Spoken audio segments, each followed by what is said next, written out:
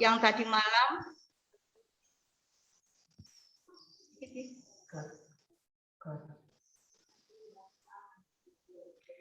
Nah, mohon maaf Bu, pada hari ini kita akan melanjutkan kembali tentang workshop yang sudah tadi malam sudah disampaikan dari Bu Ayu Melawati SPD.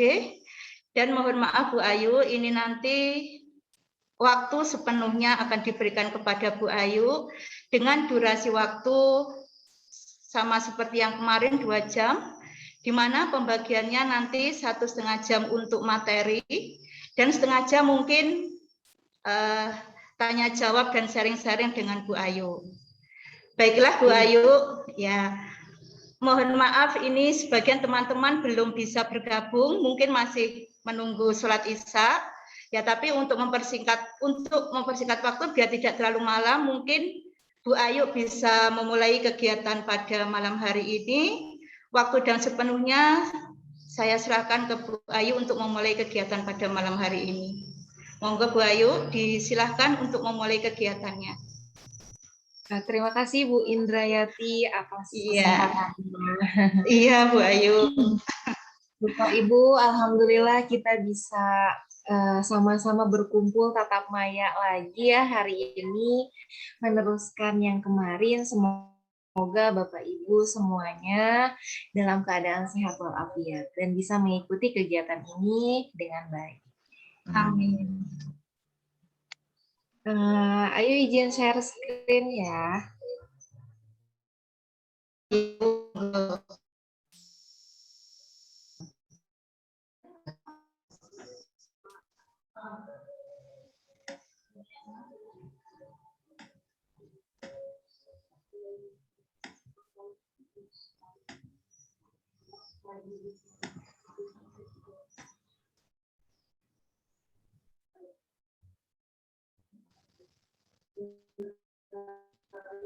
Karena Bapak Ibu tampil atau sudah Bu? Sudah ya? Sudah tampil? Ya. Sudah. Semangat jaringan lancar. Oh iya, jadi Ayu mau nanya dulu nih Bapak Ibu, mau materinya itu maksudnya kan dalam 1,5 jam itu ada beberapa materi yang mungkin nggak akan terbahas semua. Jadi ingin apa dulu nih gitu. Nanti kan biasa sesuai dengan kebutuhan Bapak Ibu. Monggo Bapak Ibu, ini ditawarkan dari Bu Ayu, mungkin mau memberikan masukan terkait dengan materi. Mungkin dari Pak Marjuki. Ya, pendekatan, nah, teknik dan pendekatan, teknik kan sudah tadi malam. Nah, mungkin lebih ke teori belajar sama teori belajar dan ini apa pendekatan konseling. Karena dan bahas soal itu ya. Betul sekali, bahas soal terus nanti bisa sharing-sharing antar guru yang mungkin ada pertanyaan yang ingin disampaikan. Kurang lebih seperti itu. Oke, baik, terima kasih Pak Marjuki atas argumennya. Setuju ya Bapak Ibu ya? Iya, setuju Bu Ayu. Ya, terima kasih, setuju. Kita mulai di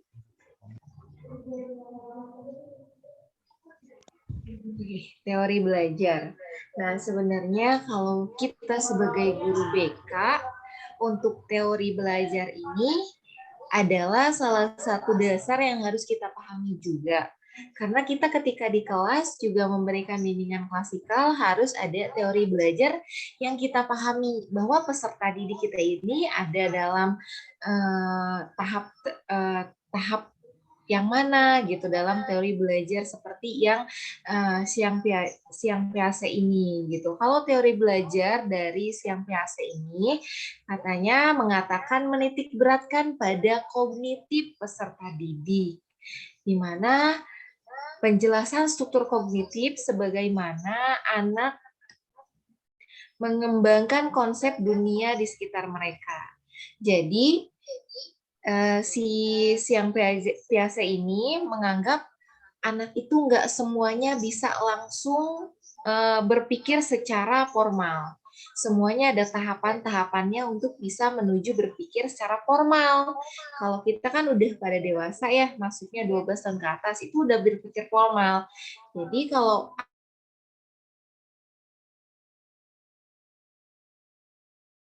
sampai 1,5 tahun atau berkisar sampai 2 tahunan gitu, itu ada pada sensori motor. Sensori motor dalam struktur kognitifnya. Nah, sensori motor ini diartikan bahwa anak tersebut bisa mengenal apa yang dipelajari di lingkungannya sehari-hari melalui indera yang ada dalam tubuhnya. Baik itu indera perasa, indera penciuman, kemudian indera raba gitu kan, dari kulit atau dari mata, dari pendengaran. Mereka belajar semua hal yang ada di dunia ini, yang ada di lingkungan keluarganya terutama gitu kan, dari indera yang mereka miliki. Jadi ya anak bayi, kita bisa lihat anak bayi 0 sampai 1,5 tahun itu semuanya mereka pegang buat mengetahui itu semuanya. Semuanya mereka gigit. Nggak tahu itu bahaya atau tidak gitu. Karena mereka hanya bisa mengenal sesuatu hal yang ada di dunia ini itu dengan cara inderanya yang difungsikan. Itu dengan cara meraba, kemudian menggigit dengan indera perasa, kemudian mendengarkan apa kata-kata yang sering orang tuanya katakan, yang lingkungan sekitarnya itu katakan. Jadi disinilah di mana orang tua tempat pendidikan pertama, di situ mulai menerapkan yang namanya nilai dan norma. Wah, kita sering ya, Nak, kalau misalnya makan itu menggunakan tangan kanan. Jadi, biar nanti makanannya bisa berkah dimakannya ya. Tapi intinya kita membuat anak tersebut itu bisa belajar norma-norma sehari-hari dari kehidupan di keluarga gitu. Yuk, kalau ngasih ke mama atau ke papa jangan dilempar ya. Kita kasih dengan menggunakan tangan kanan dan disampaikan ke tangan orang tua kita atau ke mama atau ke papa langsung. Tidak boleh dilempar gitu. Jadi semuanya itu mereka dengar dengan indera pendengaran mereka, kemudian mereka lihat dengan indera mata mereka, cara memperagakannya. Nah, disitulah mereka mulai belajar menerapkan nilai dan norma. Hingga pada akhirnya anak tersebut mulailah di usia 1,5 tahun atau 2 tahunan sampai 6 tahun ini kisaran di antara masuk TK dan lulus TK gitu kan, mau ke SD gitu. Nah, disitulah ada yang namanya tahap praoperasional. Tahap praoperasional ini anak telah menunjukkan aktivitas kognitif dan menghadapi berbagai hal di luar dirinya. Aktivitas berpikirnya belum mempunyai sistem yang terorganisasikan. Anak sudah dapat memahami realitas di lingkungan dengan menggunakan tanda-tanda dan simbol. Cara berpikir anak pada peringkat ini bersifat tidak sistematis, tidak konsisten, dan tidak logis. Ya, tentunya kalau di anak usia TK itu mereka melihat dari lingkungannya seperti apa dan kepercayaan yang sudah mereka pelajari di masa sensori motor itu gitu. Kalau mereka udah tahu api itu panas di sensori motor itu karena mereka pernah merasakan atau melihat ada yang terbakar gitu. Nah, di tahap praoperasional ini mulailah berkembang. Oh, karena api itu panas berarti saya harus hati-hati nih gitu kan. Nah, disinilah mereka mulai mengoperasionalkan, tapi tidak terlalu operasional, jadi sebelum operasional gitu kan. Nah, di sini mulai mereka mengkonsepkan, oh ini tuh jendela ini bentuknya kotak, maka mereka melihat semua benda yang kotak atau misalnya yang persegi panjang, mereka tahu bentuknya gitu.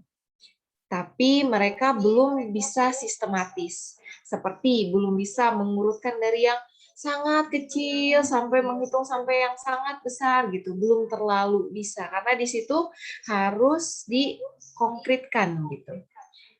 belum konsisten juga. Salah satunya adalah ketika kita tanya, "Nak, nanti kalau besar mau jadi apa? Atau cita-citanya apa?" Mereka kadang bilang dokter, kadang bilang jadi guru, dan itu tentatif gitu, mudah berubah-ubah. Karena pada tahap kognitif praoperasional ini adalah anak berpikirnya tidak konsisten dan kadang tidak logis gitu. Tidak logis ini maksudnya berarti mereka tidak berpikir secara runtut gitu ya. Mereka hanya sesuai dengan apa yang mereka pikirkan aja gitu menjawabnya kalau misalnya kita tanya gitu. Nah, kemudian beralihlah saat berkembang ke operasional konkret. Ini di usia 6 sampai 12 tahun. Berarti usia anak SD ya, Bapak Ibu. Kalau di anak SD itu kita suka lihat Bapak Ibu gurunya menggunakan alat peraga yang konkret, gitu kan? Suka bikin alat peraga Bapak Ibu guru di SD itu. Rajin-rajin bikin peraganya benar-benar yang dari styrofoam, benar-benar diimajinasikan, benar-benar bisa real dan bisa dipegang oleh peserta didiknya. Gitu. Nah, itu adalah menunjang agar peserta didik kita itu paham dalam pembelajaran karena mereka ada pada tahap operasional konkret. Jadi semua ilmu yang mereka resap itu mereka bisa menerimanya dengan cara dikonkretkan gitu. Misalnya nih ibu guru SD misalnya ingin menceritakan tentang bagaimana sih proses turunnya hujan di pelajaran IPA misalnya. Jadi pada saat itulah ibu guru tersebut membuat media.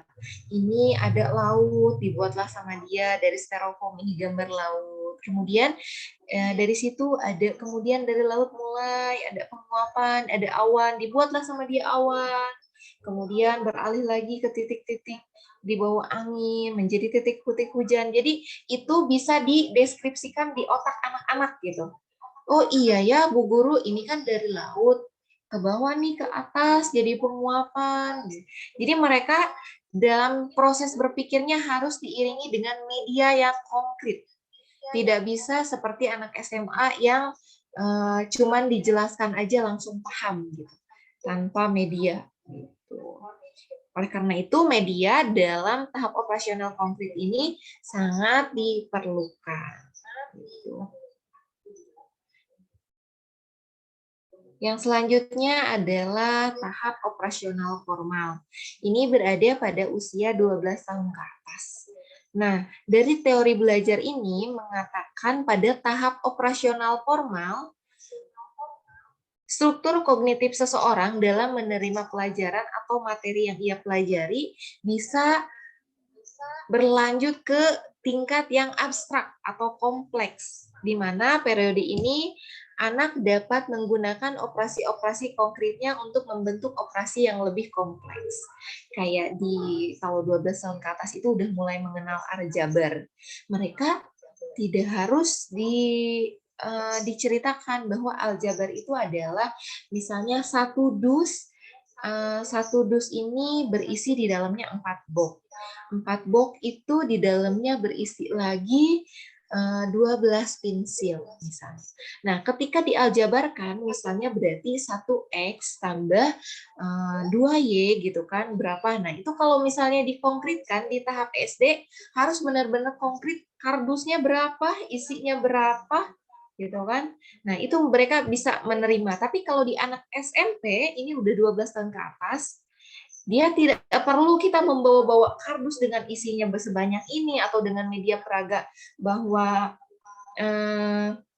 dalam aljabar itu pengaliannya X-Y-nya belum diketahui harus kita bawa kardus kosong atau seperti di SD gitu, tidak harus. Jadi mereka tinggal dijelaskan aja konsepnya bahwa cara mengerjakan aljabar dengan suku 2 atau suku 1 seperti ini anak-anak gitu. Jadi mereka bisa langsung paham.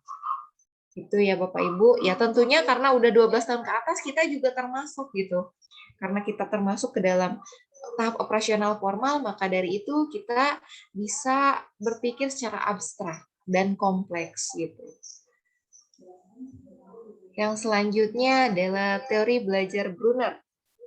Nah, teori belajar ini berkaitannya nanti sama kerucut Edgar Dale, kerucut pengalaman Edgar Dale. Ada yang pernah dengar?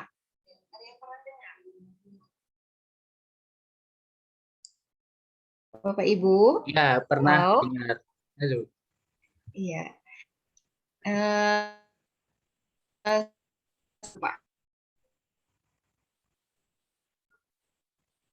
Mohon maaf Bapak, siapa yang tadi berargumen pernah dengar? Pak Marzuki. Oh iya. Gimana Pak Marjuki? Menurut Pak Marjuki? Ya, kemarin pernah mendengar teori Edgar itu dari apa istilah melihat, memahami sampai menirukan.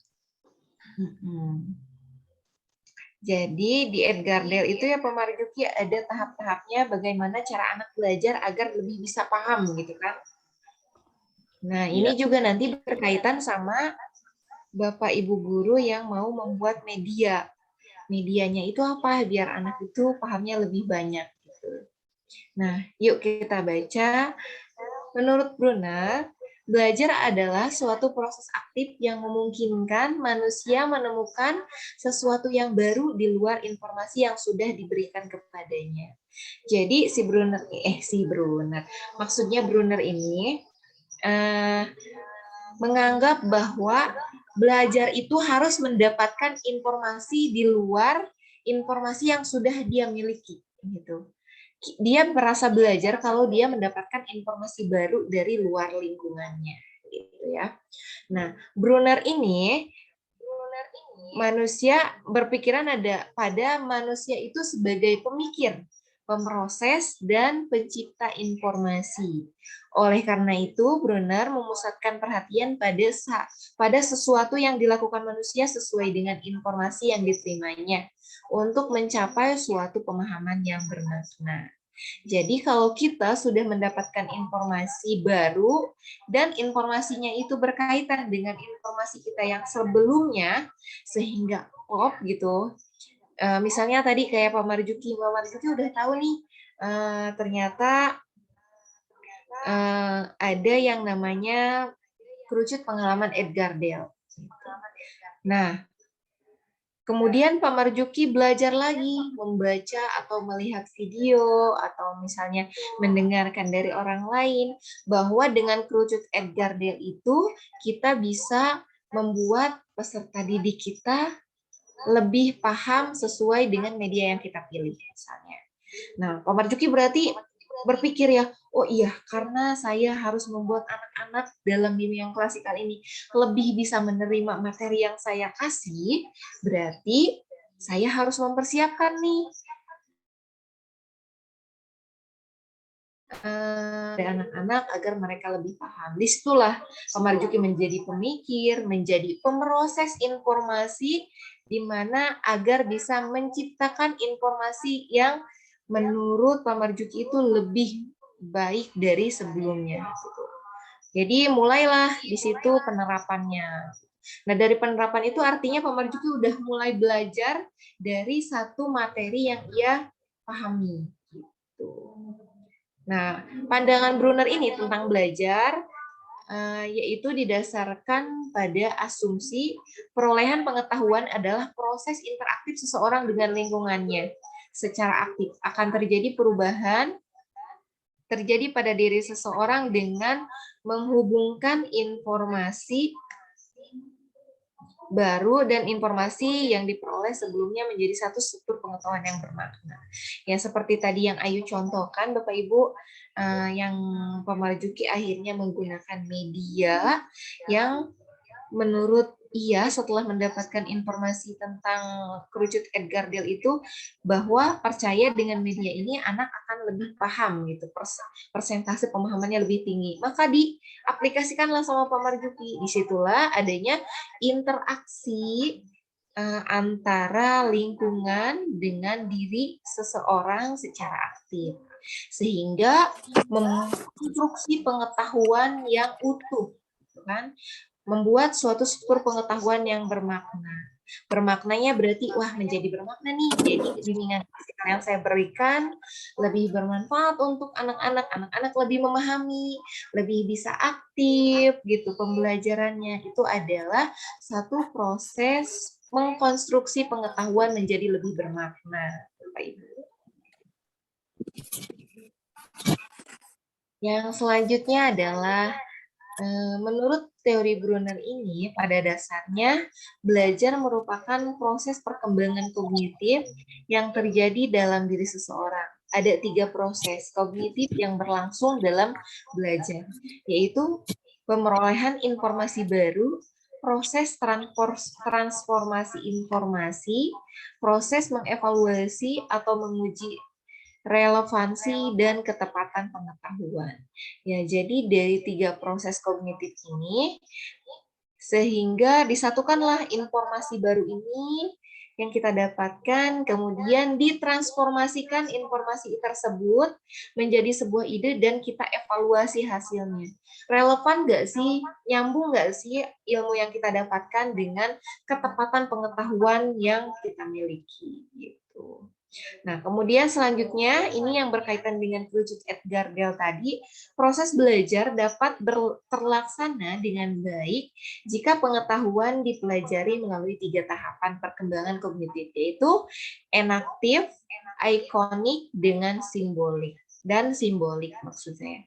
Jadi dari enaktif ini ada proses-prosesnya. Enaktif ini adalah berbasis tindakan yang konkret atau benda nyata, yaitu bisa dengan media dan benda nyata, bisa dengan sosiodrama, bisa dengan praktik.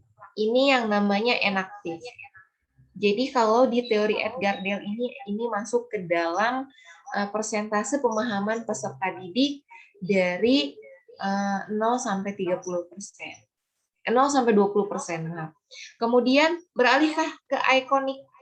Ikonik ini berbasis visualisasi dan gambar dengan bisa dengan demonstrasi, kemudian bisa dengan gambar-gambar visual, bisa dengan video, bisa dengan kemudian kerja kelompok. Di sini masuk ke dalam gambaran atau visualisasi ini.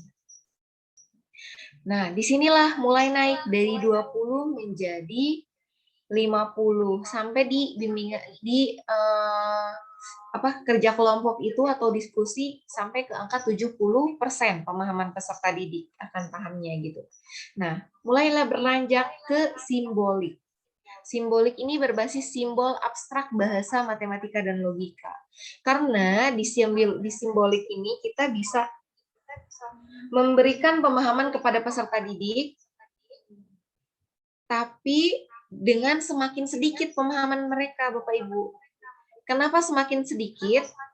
Karena di sini simbol itu dengan penjelasan aja. Misalnya kayak matematika, cuma dijelaskan aljabar itu seperti ini cara mengerjakannya. Itu kalau dengan dijelaskan saja, tidak dengan peraga dan praktik langsung, misalnya di kimia gitu kan, kalau nggak praktik langsung, kan praktik tadi masuknya ke enaktif ya, bisa memperoleh 0 sampai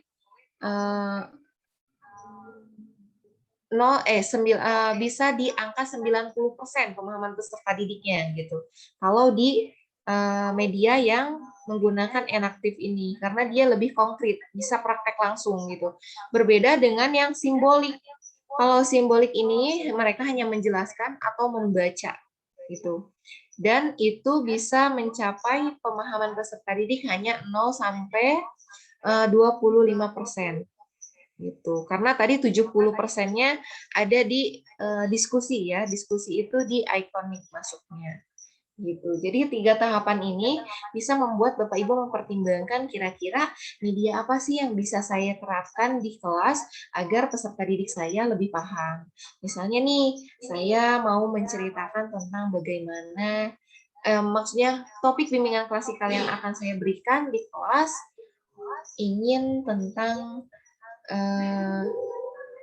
sex education gitu kan, atau bertanggung jawab di lingkungan sosial misalnya. Nah, dari situlah mulai berpikir nih, misalnya saya ingin memberikan bimbingan kelompok itu pada kelas 10 tentang remaja yang bertanggung jawab di lingkungan sosialnya. Jadi saya berpikir, wah kayaknya kalau untuk anak-anak biar lebih paham dalam menerima materi yang saya ajarkan, saya buatlah RPL-nya. Saya membuat RPL dengan sistemnya, maksud saya dengan tekniknya atau metodenya sosiodrama, di mana nanti peserta didik ini bisa mengikuti sosiodrama sesuai dengan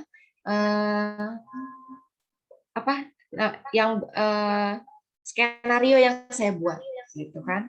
Nah, masuklah ke dalam kelas tersebut, kemudian setelah melakukan eksplorasi, elaborasi, hingga saatnya masuk ke dalam praktek itu sosiodrama yang tentang remaja bertanggung jawab. Misalnya ada remaja yang mengikuti Karang Taruna seperti itu, dan kemudian ada suka keras gitu. Disitulah disosiodramakan anak-anak peserta didik kita. Nah, jadi dari contoh yang Ayu kasih tadi, Bapak Ibu, kira-kira pemahaman peserta didik mendapatkan berapa persen perkiraan?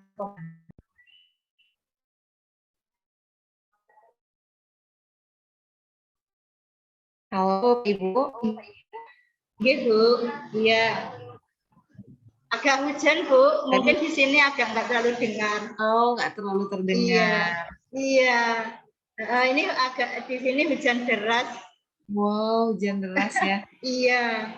Jadi mendukung Jadi, untuk suasana tidur.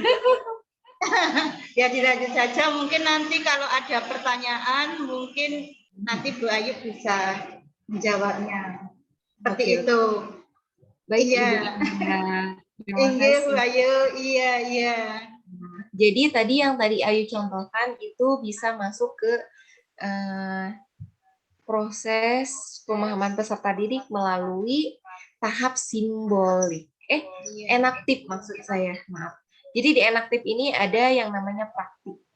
Jadi di praktik ini memperoleh pemahaman peserta didik yaitu 75% sampai 90%. Gitu. Dan itu lebih paham karena mereka lebih praktik gitu, lebih secara langsung, secara real. Oh, berarti peserta didik di dalam lingkungan sosial ini ada yang berperan dengan remaja yang bertanggung jawab dengan mengikuti Karang Taruna dalam kegiatan-kegiatan positif, mereka mendramakannya gitu kan. Dan ada lagi berbeda dengan peserta didik yang di situ di sosiodramanya memerankan sebagai remaja yang tidak bertanggung jawab atau yang minum minuman keras gitu kan, atau yang keluar malam, pergaulan bebas. Nah, disitulah mereka mulai memproses informasi sehingga nanti mereka berpikir, oh iya, berarti di dalam lingkungan sosial ini biar saya diaku oleh masyarakat, dihargai oleh masyarakat, berarti saya harus menjadi remaja yang bertanggung jawab seperti yang mengikuti Karang Taruna tadi gitu. Nah, itu pemahamannya menjadi lebih masuk gitu. Dibandingkan kita menjelaskan dengan hanya ceramah saja. Gitu. Seperti itu ya Bapak Ibu. Kita lanjutkan. Ya. Oke. Kita lanjutkan ke teori belajar Ausubel. Pengetahuan yang sudah dimiliki siswa akan sangat menentukan berhasil tidaknya suatu proses pembelajaran. Inilah yang menjadi inti dari teori Ausubel. Jadi dari teori ini itu menunjukkan bahwa berhasil tidaknya itu proses pembelajaran sangat menentukan dari teori ini. Jadi yang dilihat adalah hasilnya. Dikaitkan dengan pengetahuan peserta didik yang sebelumnya. Kalau dengan pengetahuan peserta didik yang sebelumnya sudah bagus, dan ketika dikaitkan dengan pembelajaran yang baru, maka hasilnya berhasil, gitu kan. Maksudnya mencapai tujuan pembelajaran dengan baik, itu dari teori Ausubel ini berarti pas teorinya. Gitu. Bisa menggunakan teori ini. Ciri pembelajaran bermakna adalah siswa dapat menggunakan pengetahuan yang mereka pelajari untuk memecahkan masalah dan untuk memahami konsep-konsep baru dengan mentransfer pengetahuan mereka untuk situasi dan masalah baru. Ya tentunya kalau misalnya kita ingin memecahkan masalah, berarti kita udah tahu nih dari sebelumnya. Kita udah punya teori dasarnya. Kalau misalnya kita ingin di dalam praktek fisika misalnya atau biologi, biasanya fisika atau biologi ya, yang menyalakan lampu dengan elektrolit. Nah, kita harus tahu dulu nih, kan kita ingin menyalakan lampu, tujuan pembelajarannya itu ingin membuat lampu itu bisa terang gitu kan. Berarti kita harus tahu dulu elektrolit itu apa aja bahan-bahannya, atau cairan-cairan apa aja yang bisa membuat elektrolitnya itu kuat agar lampunya itu nyala. Berarti kita berpikir, oh berarti ada air kelapa nih. Oh berarti ada air garam nih karena asin elektrolitnya kuat gitu kan. Nah, dari situlah kita mulai memproses informasi yang sebelumnya kita miliki sehingga dihubungkan dengan ilmu baru yang kita dapatkan. Benarkah dengan ilmu yang sebelumnya kita dapatkan itu bisa menyalakan lampu dengan elektrolit kuat ini gitu kan? Disitulah kita mulai mempraktikannya. Kalau misalnya benar tujuannya itu bisa tercapai, berarti itu adalah proses pembelajaran yang berhasil. Karena dari teori Ausubel ini menekankan pada berhasilnya suatu proses pembelajaran berasal dari pengetahuan yang sudah dimiliki siswa sebelumnya. Agar terjadi belajar bermakna, konsep atau informasi baru harus dikaitkan dengan konsep-konsep yang telah ada dalam struktur kognitif siswa. Ya karena emang benar sekali seperti tadi yang sudah Ayu jelaskan, kalau misalnya kita ingin membuat suatu konsep baru atau berpikir tentang yang terbaru, kita harus kaitkan dengan konsep yang lama gitu.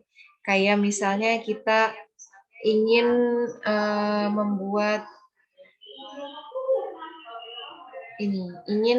kerajinan tangan. Kita harus tahu dulu nih dari kerajinan tangan itu bahan-bahannya apa. Misalnya kita ingin membuat dari bros gitu kan. Bros menggunakan lem tembak. Karena kita udah tahu kalau menggunakan lem tembak itu pasti lemnya kalau misalnya kita colokkan listriknya gitu kan menggunakan lem tembak, kalau kita udah tahu bahwa itu panas, maka nanti kita akan lebih berhati-hati agar tidak terkena lem tembak itu dalam mencapai tujuan kita ingin membuat kerajinan tangan tersebut. Jadi kita sangkutkan informasi yang kita miliki itu jadi bermanfaat gitu untuk kita mencapai tujuan pembelajaran yang selanjutnya. Gitu.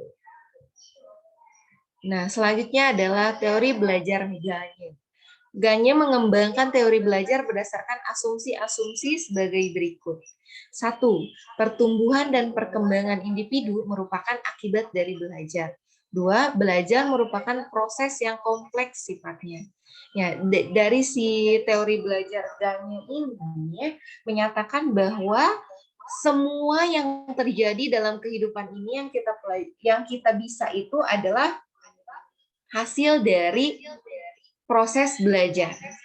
Ya, benar ya Bapak Ibu, ini sangat real gitu karena kita bisa upacara dengan baik itu dengan belajar latihan baris berbaris dengan baik gitu kan. Kita bisa masak, bisa dengan belajar dan membiasakan diri memasak gitu. Kita bisa menulis karena kita mulai belajar dari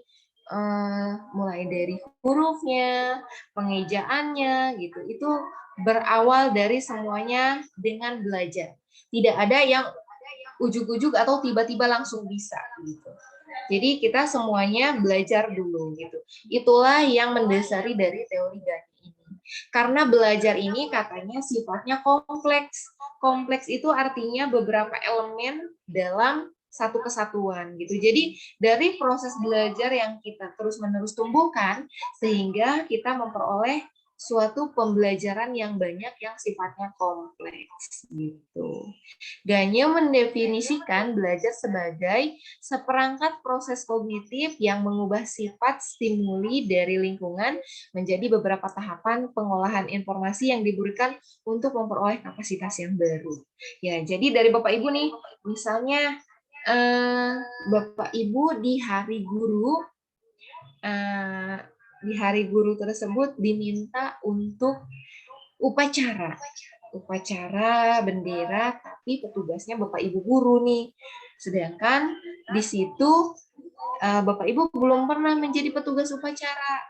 Nah, disinilah adanya kata kepala sekolahnya, yuk siapa yang berani untuk menjadi petugas upacara.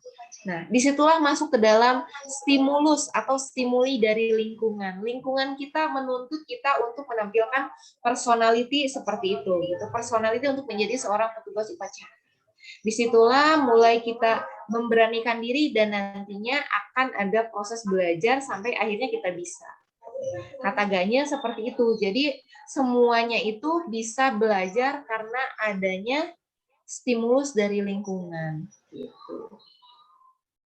Stimuli dari lingkungan merupakan faktor eksternal yang dapat dimodifikasi sedemikian sehingga menunjang proses kognitif individu yang belajar. Sedangkan proses kognitif merupakan suatu proses dalam diri individu yang belajar terus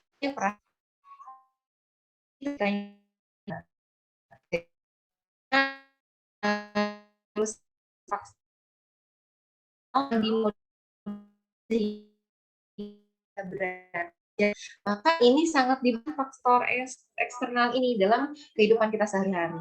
Contohnya deh Bapak Ibu, teman-teman kita semuanya udah bisa mengerjakan misalnya udah bisa bahasa Inggris semua. Di lingkungan kerja kita udah bisa bahasa Inggris semua nih. Karena lingkungan kita menuntut untuk kita bisa bahasa Inggris, kita akan termotivasi nggak untuk bisa bahasa Inggris? Pasti kita ada niat untuk belajar gitu. Nah, disitulah kita akan belajar. Gitu. Jadi dari teori Ganya ini menunjukkan bahwa faktor eksternal yang berasal dari lingkungan itu sangat penting untuk mempengaruhi kita untuk bisa belajar. Nah, Bapak Ibu, kita lanjut ke teori konseling atau mau ada pertanyaan dulu? Lanjut aja ya Bu ya. Iya Bu Ayu, lanjut aja karena sementara. Masih ya waktunya juga masih lumayan lama ya Bapak Ibu. Iya. Nah, kita mulai lanjut aja Bu Ayu.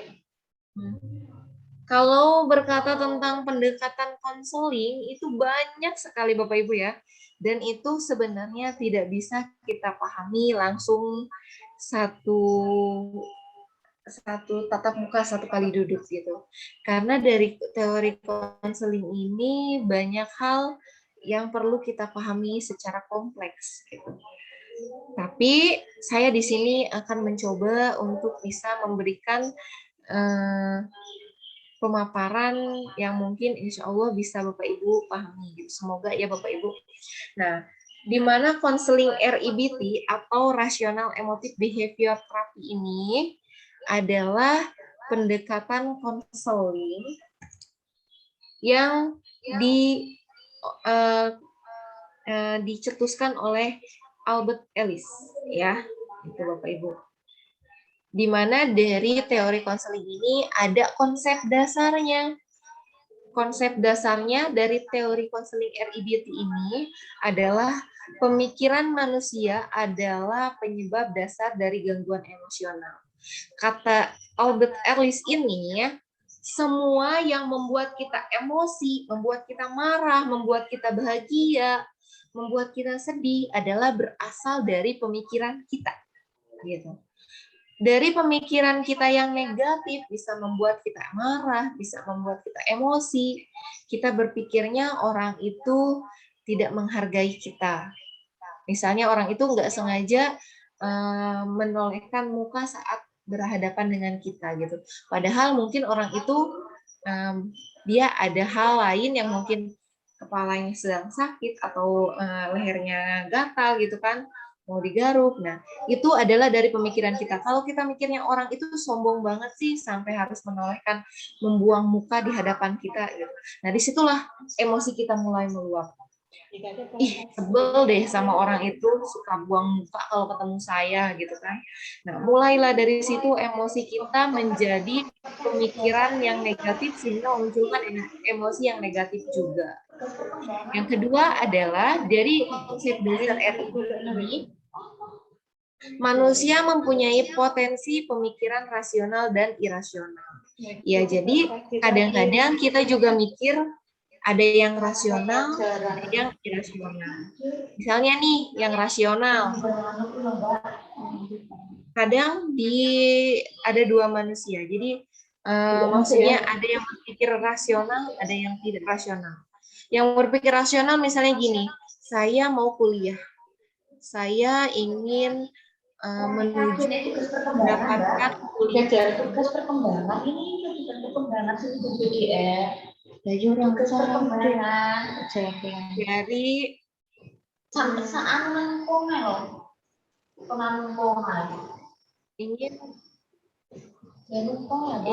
membuat rasional itu kita kan harus rasionalnya. Kalau pemikiran rasional itu artinya misalnya nih, saya ingin masuk perguruan tinggi melalui jalur SNMPTN. Berarti saya harus masuk PTN dengan cara nilai saya harus bagus. Karena saya sekarang masih kelas 10 SMK, jadi saya mempersiapkan nilai saya sebaik mungkin untuk masuk ke perguruan tinggi. Kan melalui jalur SNMPTN. Kemudian ada juga yang berpikir rasional. Seperti ini perbandingannya. Saya harus masuk PTN. Kalau misalnya saya tidak bisa masuk PTN dengan jalur SNMPTN, maka saya adalah orang yang paling gagal di dunia ini. Gitu kan? Itu udah irasional karena dia memikirkan bahwa kalau dia nggak masuk PTN dan nggak melalui jalur SNMPTN, berarti dia menjadi orang yang paling gagal, yang paling buruk di dunia ini, gitu kan? Nah, itu adalah pikiran irasionalnya, gitu. Jadi pada dasarnya di konsep RIDT ini ada pemikiran rasional dan irasional yang mempengaruhi diri kita. Karena konsep dasarnya dari RIDT ini adalah berawal dari pemikiran kita. Dan pemikiran kita ini ada yang rasional dan ada yang irasional. Kan? Pemikiran irasional bersumber pada disposisi biologis lewat pengalaman masa kecil dan pengaruh budaya. Gitu. Jadi kalau misalnya seperti yang tadi saya contohkan, dia berpikir irasionalnya kalau misalnya saya nggak masuk PTN atau misalnya saya nggak masuk IPDN adalah saya termasuk orang yang paling gagal di dunia ini, gitu kan? Dia berpikir irasional seperti itu. Nah, hal itu bisa saja berawal dari asumsi-asumsi yang dia masukkan ke dalam pikirannya ketika ia sejak kecil. Dari sejak kecil itu ada pengaruh-pengaruh dari lingkungan, misalnya kata ayahnya, kamu itu harus menjadi IPDN. Kamu harus lulus tepat waktu dari SMA ini dan langsung lolos menjadi IPDN. Kalau kamu tidak lulus, berarti kamu adalah orang yang gagal. Kamu tidak seperti papa, orang yang berhasil menjadi IPDN dan menjadi sukses, gitu kan. Nah, mulailah terdoktrin si anak tersebut mulai dari masa lalunya, gitu kan. Itu masuk ke dalam temperamen dia, gitu. Sehingga pada akhirnya dari pemikiran-pemikiran yang masa lalu itu membuat keyakinan dari peserta didik ini selalu berpikir irasional, yang tadi mempercayai bahwa kalau dirinya nggak masuk IPDN, berarti dia adalah orang yang paling gagal di dunia ini. Gitu. Yang selanjutnya adalah perkiraan dan emosi tidak dapat dipisahkan. Pemikiran dan emosi tidak dapat dipisahkan.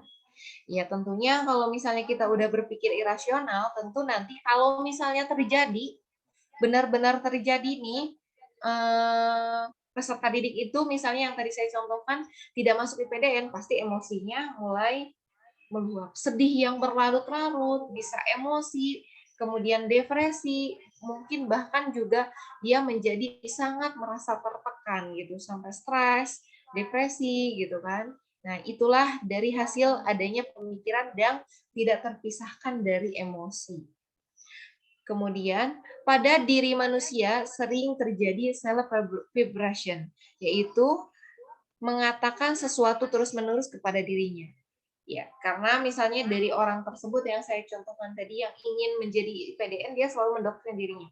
Ya, saya harus jadi seorang yang berhasil, saya harus lulus di PDN. Kalau saya nggak lulus di PDN, saya orang yang paling bodoh, saya orang yang paling buruk di dunia ini. Gitu kan, dia terus mendoktrin dirinya, ngomong kepada dirinya sendiri gitu, ngomong terus-terusan kepada dirinya gitu kan. Nah, yang selanjutnya adalah pemikiran tak logis atau irasional dapat dikembalikan pada pemikiran logis dengan reorganisasi persepsi. Nah, reorganisasi persepsi ini bisa kita gunakan dengan pendekatan RIBT. Karena RIBT ini mengubah rasional kita, mengubah pemikiran irasional kita menjadi rasional. Sehingga itu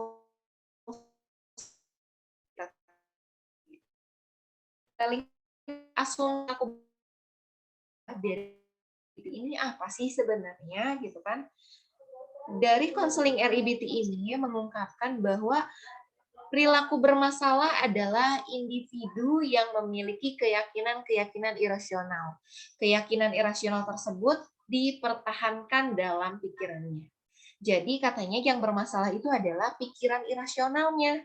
Kalau dia berpikir, saya kalau tidak menjadi PDN, misalnya tidak lulus PDN, maka saya adalah orang terburuk di dunia ini.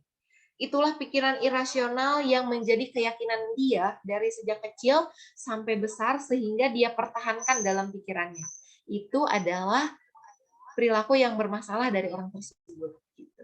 Yuk kita beralih ke tujuan konseling dari RIBT ini apa sih kita? Yang pertama, memperbaiki, merubah cara pikir, keyakinan, serta pandangan-pandangan konseling.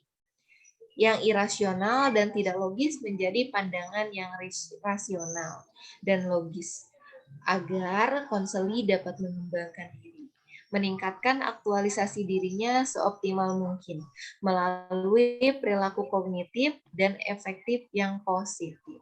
Jadi dari tujuan konselingnya ini adalah merubah pikiran irasional menjadi rasional.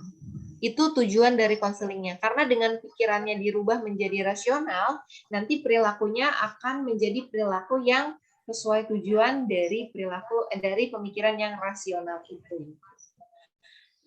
Nah, yang kedua tujuannya menghilangkan gangguan emosi yang merusak diri sendiri seperti rasa takut, rasa bersalah, rasa berdosa, rasa cemas, merasa was-was, dan rasa marah. Jadi contohnya yang tadi Ayu contohkan, seseorang yang ingin masuk IPDN itu, dia kan sudah mendoktrin dirinya nih, berpikir irasional bahwa kalau tidak masuk IPDN saya adalah orang terburuk. Sehingga ketika beneran nggak masuk gitu kan, orang ini menjadi sangat merasa berdosa, merasa bersalah, dan kemudian memarahi dirinya sendiri gitu kan. Itu adalah hal-hal yang menjadi tujuan konseling RIBT merubah perasaan emosi tersebut. Gitu. Jadi konseling RIBT ini merubah perasaan yang muncul dari pemikiran irasional. Gitu. Yuk kita beralih ke deskripsi proses konseling. Deskripsi proses konseling ini yang pertama adalah konselor berusaha menunjukkan kepada konseli kesulitan yang dihadapi sangat berhubungan dengan keyakinan irasional dan menunjukkan bagaimana konseli harus bersikap rasional dan mampu memisahkan keyakinan irasional dengan rasional. Jadi pada deskripsi proses konseling ini dari prosesnya tersebut kita pisahkan dulu nih yang mana pemikiran rasional dari konseling kita, yang mana yang irasional. Dan yang rasional kita berikan reward kepada mereka, pada konseling kita bahwa itu benar apa yang kamu lakukan dan akan berdampak baik pada behavior atau pada perilaku yang nantinya akan dijalankan. Gitu. Nah, karena kita udah pisahkan sama pemikiran irasionalnya, maka kita olah lagi nih pemikiran irasionalnya. Nah, kok kamu berpikiran seperti itu? Kok kamu berpikiran semuanya yang sukses itu harus menjadi seorang IPDN? IPDN itu adalah tujuan sukses yang paling kamu harapkan. Jadi kamu kalau misalnya tidak menjadi IPDN gitu, tidak lulus IPDN, kamu akan merasa menjadi orang yang paling buruk di dunia ini. Itu adalah termasuk pemikiran irasional, nak. Coba kamu lihat, ada nggak orang lain yang sukses tapi tidak menjadi IPDN, yang sukses dengan jalur yang lain? Misalnya pengusaha, kemudian ada juga desainer, misalnya kemudian apalagi dosen, guru, misalnya kan, itu adalah profesi-profesi yang kita anggap sukses juga, walaupun itu tidak menjadi IPDN gitu. Nah, sekarang apakah benar menjadi IPDN adalah salah satu cara untuk mencapai kesuksesan, gitu kan? Jadi kita ulang lagi agar proses berpikir irasionalnya dia itu bisa menjadi tergugah kembali atau bisa dirubah gitu. Kemudian setelah itu, setelah konseling menyadari gangguan emosi yang bersumber dari pemikiran irasional, konselor menunjukkan pemikiran konseli yang irasional, serta konseli berusaha mengubah kepada keyakinannya menjadi irasional.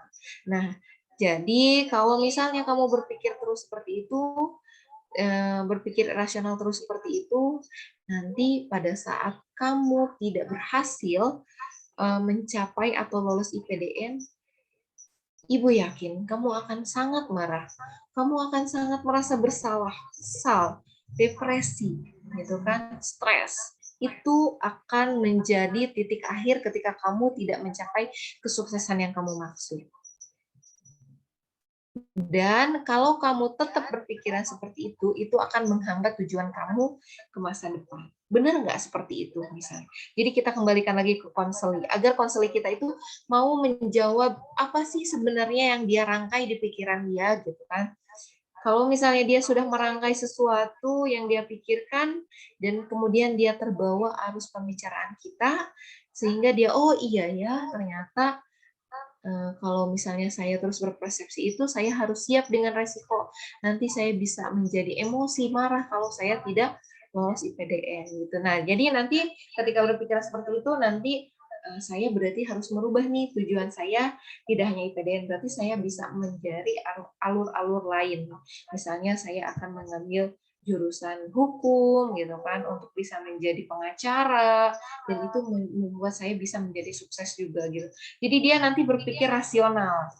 Kita ajak untuk beralih ke pemikiran rasional. Di sini memang konseling RIBT ini termasuk konseling yang direktif, di mana konseling direktif ini adalah konselor berusaha mengarahkan dengan memberikan contoh pribadi, memberikan contoh kepada tentang orang lain, agar konselingnya ini bisa merubah pikiran irasionalnya menjadi rasional. Gitu. Kemudian dari proses konselingnya ini, konselor berusaha agar konseli menghindarkan diri dari ide-ide irasional. Kalau misalnya dia udah mulai rasional, jangan sampai si konseli tersebut mulai beralih ke pemikiran irasional kembali gitu. Jadi kita jaga pemikiran rasionalnya. Kita terus mengarahkan dia akan selalu pada tahap pemikiran yang rasional gitu. Yang selanjutnya adalah pada proses konseling, konselor berusaha menantang konseli untuk mengembangkan filosofis kehidupannya yang rasional dan menolak kehidupan yang irasional dan efektif. Oke nih, Ibu kasih challenge. Kalau kamu bisa memberikan, kalau kamu bisa membuat ide-ide lain selain kamu bisa sukses dengan mencapai lolos IPDN, gitu kan? Kalau kamu bisa membuat skema lain yang sama-sama membuat kamu bisa sukses, Ibu akan memberikan sesuatu hal yang menjadi reward buat kamu gitu. Karena kamu udah bisa berpikir rasional menjadi sukses tidak hanya dengan satu cara tersebut gitu. Disinilah dia mulai menantang agar si konseli itu bisa merubah filosofis. Kita masuk ke teknik-teknik behavior, teknik-teknik konselingnya. Kalau teknik pengubahannya ini melalui teknik behavioral, diskusi tingkah laku, yaitu diskusi tingkah laku itu menentang atau menyangkal pikiran irasional kita. Kalau kita udah berpikir rasional, misalnya konseling itu udah berpikir rasional, kalau kita tantang atau kita tebas atau kita hilangkan gitu kan, kita patahkan pikiran irasional itu, nanti di sana akan muncul perilaku atau behavior kita yang mulai berpikir rasional. Nah, di sini mulai bermain peran. Ada juga tekniknya itu dengan bermain peran. Bermain peran ini memang membutuhkan waktu yang cukup lama karena bermain peran ini adalah teknik konseling khusus ya Bapak Ibu. Dengan cara misalnya bermain perannya itu si konselornya memerankan sosok yang dari konseli itu membuat konseli itu bisa marah atau bisa emosi. Disitulah dimainkan perannya gitu. Harus seperti apa agar konseling ini tidak berpikir rasional. Yang selanjutnya adalah peran rasional terbaik. Peran rasional terbaik ini di mana ketika kita sudah berpikir rasional, disitulah muncul peran-peran kita untuk berperilaku yang paling baik dari pikiran rasional kita. Yang selanjutnya adalah pengalaman langsung.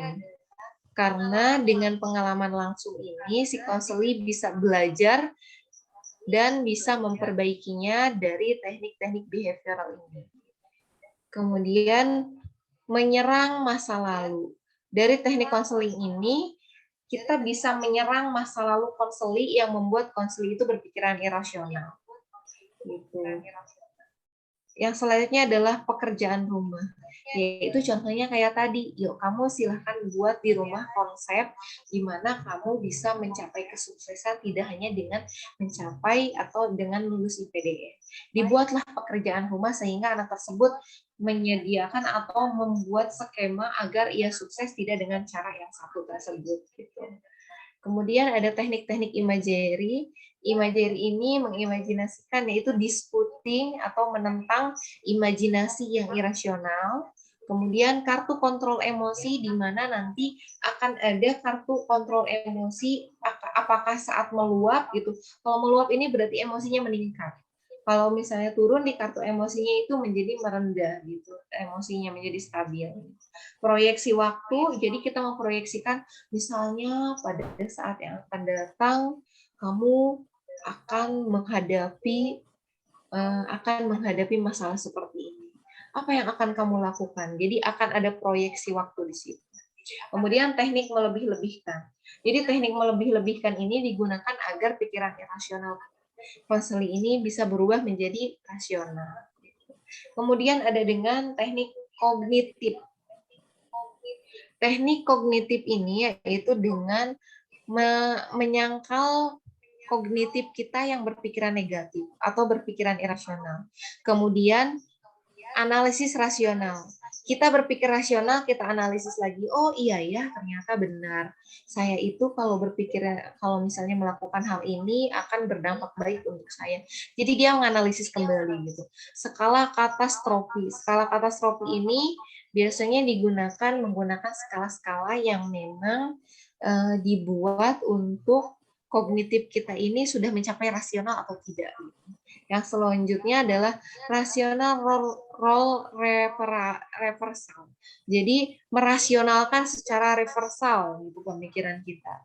Yang selanjutnya adalah membuat frame ulang. Jadi kita buat sebuah frame yang terbaru dari pikiran kita yang awalnya irasional menjadi rasional. Gitu. Yang selanjutnya adalah peran utama konselor. Konselor bertugas mendorong dan meyakinkan kepada konseli bahwa konseli harus memisahkan keyakinannya yang rasional dan keyakinan yang irasional. Peran konselor ini penting karena di sini adalah konselingnya termasuk konseling direktif gitu. Di mana yang lebih berperan adalah konselor. Konselor itu harus rajin banget memisahkan pikiran rasionalnya yang ini, pikiran irasional yang ini gitu kan. Dipisahkan sehingga yang rasionalnya kita dukung, kita apresiasi, kita reward gitu kan. Dan yang irasionalnya kita rubah lagi menjadi rasional. Disitulah peran konselor sangat dipentingkan gitu. Jadi harus membuat sebuah kepercayaan dulu, trust terhadap konseli, sehingga nanti konselinya memberikan informasi-informasi terkait pikiran-pikirannya yang irasional itu. Yang nantinya bisa kita rubah menjadi pemikiran yang rasional. Gitu. Yang kedua adalah konselor menunjukkan kepada konseli bahwa berpikir yang logis sebenarnya adalah sumber dari gangguan terhadap kepribadiannya.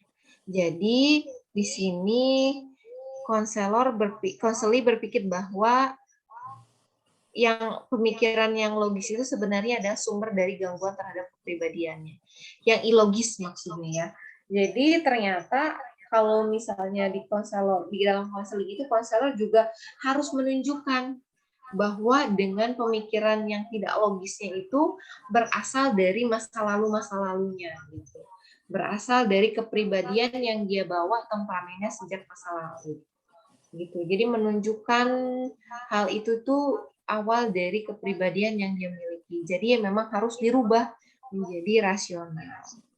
Selanjutnya adalah konselor mencoba mengarahkan konseli untuk berpikir dan membebaskan ide-ide yang tidak rasional.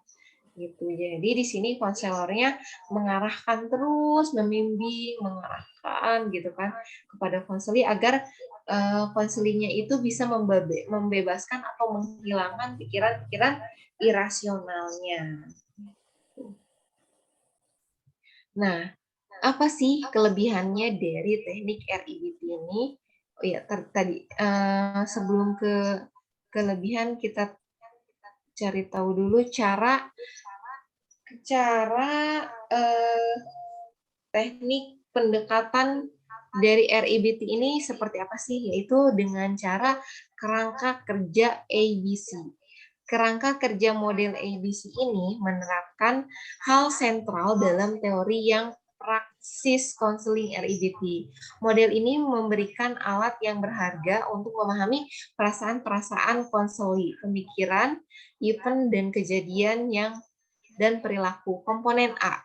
Jadi kan ada ABC. Komponen A-nya adalah keberadaan dari fakta sebuah peristiwa yang membangkitkan atau activating event. Activating event adalah peristiwa di mana dia mulai mengkonsepkan sesuatu. Misalnya nih seperti tadi yang kata papahnya anak tersebut itu adalah harus lulus IPDN kalau ingin menjadi sukses. Dan kalau misalnya tidak lolos IPDN, maka kamu adalah orang yang paling bodoh, paling tidak bisa di dunia ini, yang paling buruk di dunia ini, gitu kan? Nah, dari perilaku itu, dari ayahnya berkata seperti itu membuat sebuah peristiwa atau activating event yang dibuat konsepnya dari pikiran peserta didik di dalam otaknya tersebut, karena sejak lama gitu terus didoktrin sama orang tuanya, terus dikatakan seperti itu, terus berulang sehingga menjadi activating event, di mana itu adalah peristiwa yang melatar belakangi dari pemikiran irasional yang terjadi saat ini. Hingga adalah sampai pada komponen B, AB gitu kan. Tadi kan A-nya activating event, sekarang B-nya adalah belief atau keyakinan, kepercayaan dari si konseli tersebut terhadap activating event. Kalau dia percaya bahwa dengan tidak masuk IPDN itu, misalnya dia gagal IPDN, bisa membuat dia adalah menjadi orang yang sangat buruk, yang sangat tidak berguna di dunia ini gitu. Ketika belief itu mulai, kepercayaan itu mulai muncul dan mulai diyakini dengan sepenuh hati oleh konseling kita, maka nanti ketika terjadi perilaku atau C konsekuensinya gitu kan. Ketika terjadi konsekuensinya adalah akan menunjukkan emosi-emosi yang tidak baik gitu konsekuensinya. Jadi pas terjadi benar-benar nih ternyata dia nggak lolos IPDN. Nanti konsekuensinya akan memunculkan banyak hal emosi negatif gitu kan. Nah, oleh karena itu sebelum konsekuen ini terjadi maka muncullah D, disputing intervention. Jadi disputing ini adalah menepis atau menyangkal dari pikiran irasional kita. Jadi sebelum berkelanjutan reaksinya atau efeknya gitu kan dari C ini gitu kan, maka muncullah disputing. Jadi kita tebas, kita sangkal semua pikiran irasional kita agar menjadi rasional ya. Seperti tadi sama konselornya dikasih tugas rumah agar bisa mencapai kesuksesan selain menjadi IPDN gitu. Itu adalah cara menepis atau menyangkal pemikiran irasionalnya gitu. Sehingga nantinya akan berefek pada new feeling. Jadi nanti perasaan baru yang muncul. Oh iya ya, yang saya rasakan nanti kalau saya bisa sukses menjadi pengacara dengan mengambil jurusan hukum di perguruan tinggi gitu, saya akan menjadi seseorang yang sukses juga. Jadi ada efek-efek baru yang memang itu pembaharuan dari pemikiran irasionalnya menjadi rasional. Gitu Bapak Ibu. Nah, kita lanjut ke Bu Ayu, sebentar. Ya. Bolehkah bertanya sebelum dilanjut? Daripada nanti lupa saya. Iya. Terima kasih Ibu. Selamat bertemu lagi malam ini. Penuh semangat sepertinya. Insya Allah teman-teman juga semangat meskipun hujan di Pacitan. Ya, Ibu, tadi disampaikan teori dari Austi. Maaf, kembali ke belakang, tapi tidak apa-apa, hanya sedikit saja. Teori dari Austi itu apakah sama dengan yang saat ini biasa dilakukan untuk pelatihan orang dewasa, yaitu pendekatan andragogi, Bu? Ausubel ya, Ausubel. Apakah teori belajar Ausubel itu saat ini sama dengan pendekatan andragogi yang biasanya dipakai pada pelatihan orang dewasa? Itu pertanyaan saya yang pertama. Kemudian yang kedua, Ibu, RIBT tadi mengubah keyakinan irasional yang dipertahankan dalam pikirannya. Oke. Jadi begini, saya hanya minta pendapat dari Bu Ayu. Siswa-siswi SD itu biasanya mendapatkan pemahaman yang keliru dari kakak kelasnya bahwa BK itu adalah polisi sekolah. Nanti kamu kalau ketemu guru BK, kamu pasti dijadikan terdakwa dan sebagainya. Ada pikiran-pikiran yang irasional sehingga membuat keyakinan mereka juga bisa menjadi irasional terhadap guru. Menurut pendapat Bu Ayu, keyakinan irasional yang seperti itu, apakah perlu pendekatan konseling REBT ataukah cukup dengan layanan klasikal yang berulang? Karena mungkin yang punya keyakinan seperti itu kan hanya 1-2 anak. Seperti itu. Oke. Itu saja Ibu Ayu, terima kasih. Ya, sama-sama Ibu. Nah, kalau untuk yang andragogi ini adalah bisa juga dengan menggunakan teori ini, teori yang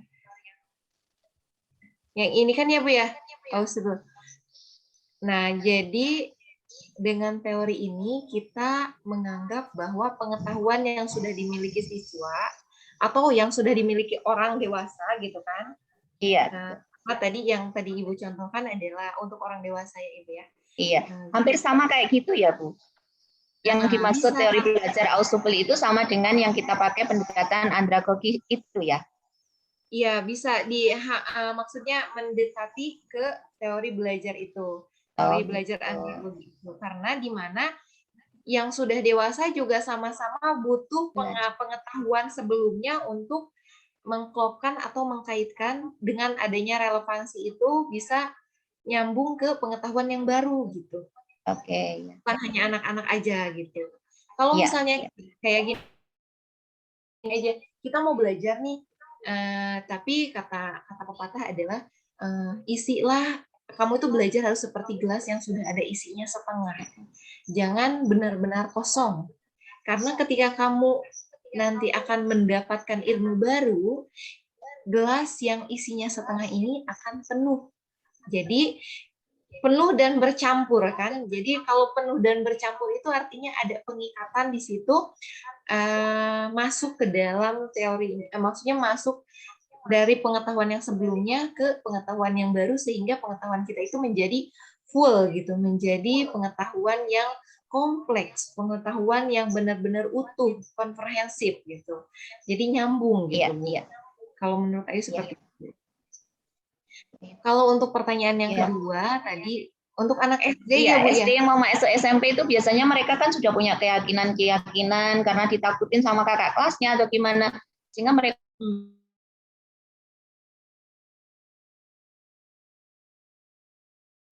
keyakinan yang irasional dan diperlukan REBT, ataukah hanya bisa dengan layanan klasikal secara berulang seperti itu, Bu Ayu?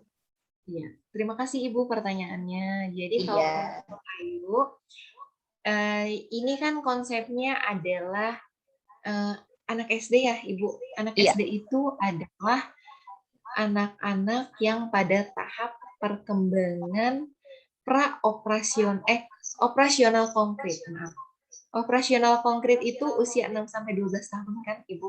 Iya. Berarti dia harus paham cara berpikirnya itu dengan media yang konkret.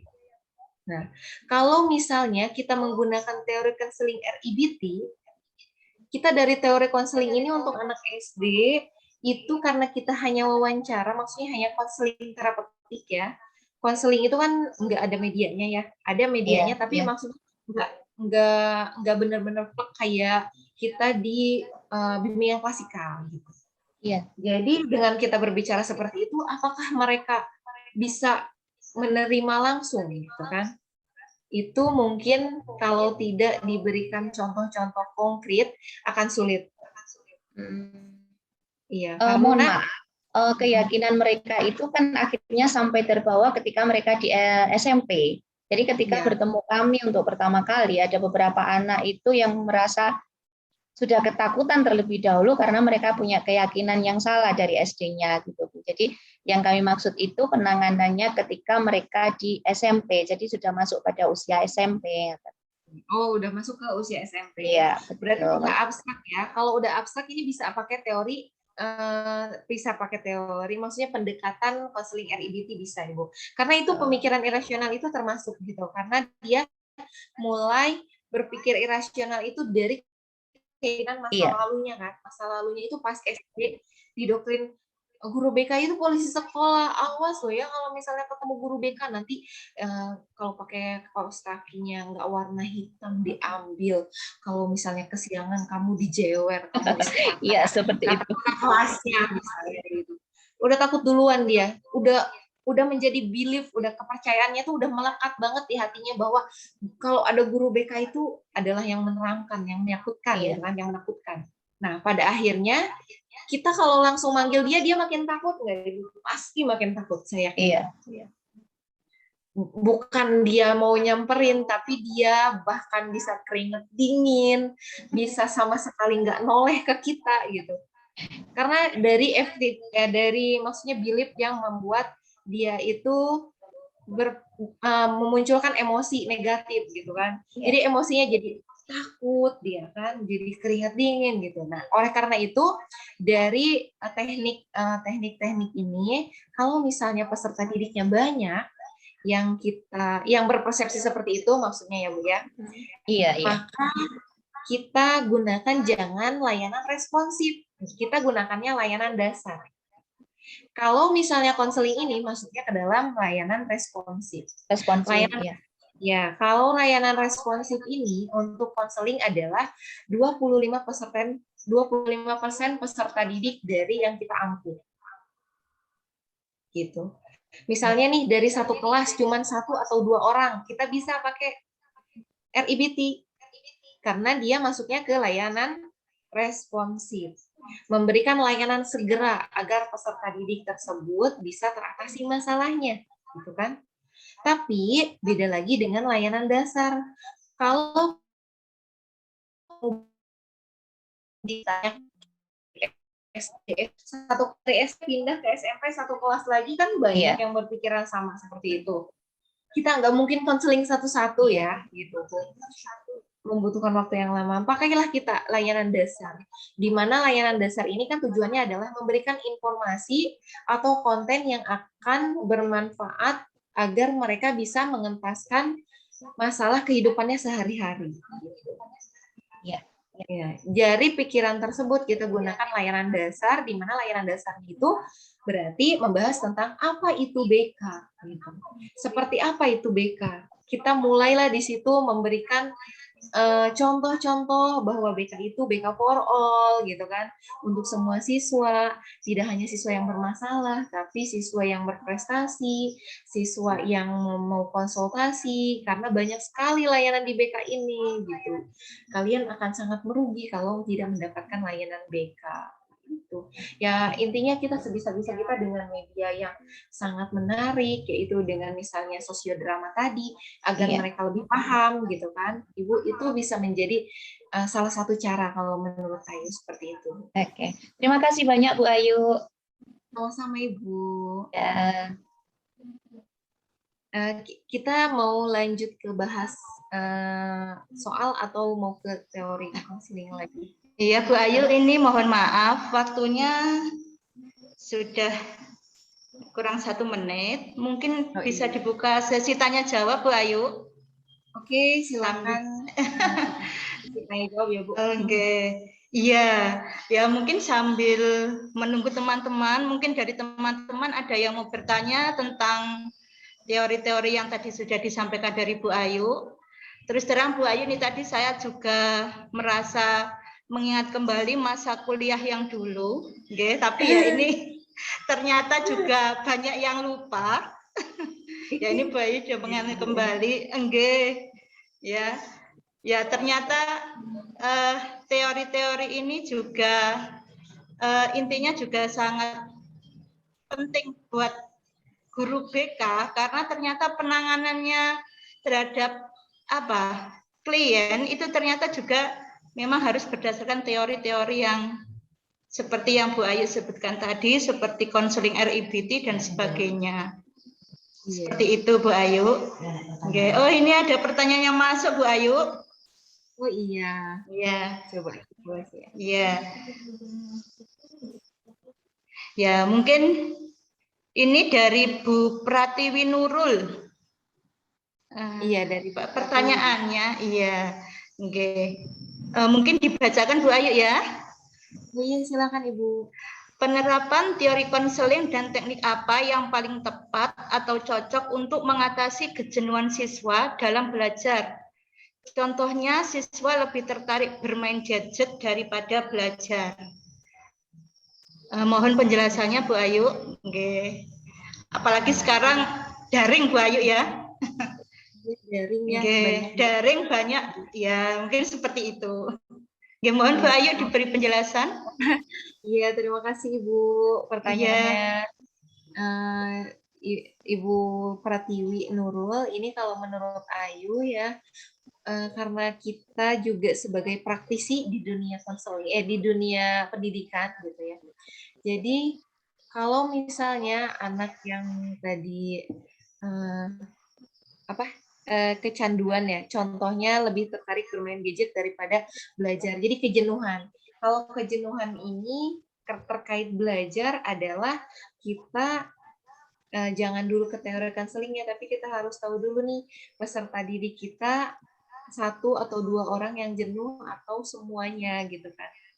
Kalau 1-2 orang kita bisa tadi seperti yang saya katakan bisa menggunakan konseling. Tapi kalau misalnya banyak, kita gunakan layanan dasar gitu. Jadi kita harus menyesuaikan. Dimana kalau misalnya dengan menggunakan konseling, misalnya ada 1 atau 2 orang nih, orang yang jenuhnya, kita bisa gunakan konseling. Ya, kalau misalnya pendekatan yang cocok, karena ini terkait dengan sikap dan kebiasaan dia bermain gadget itu behavior. Karena ini perubahan tingkah laku yang ditekankan. Jadi teknik konseling behavior yang kalau menurut saya yang lebih cocok gitu ya.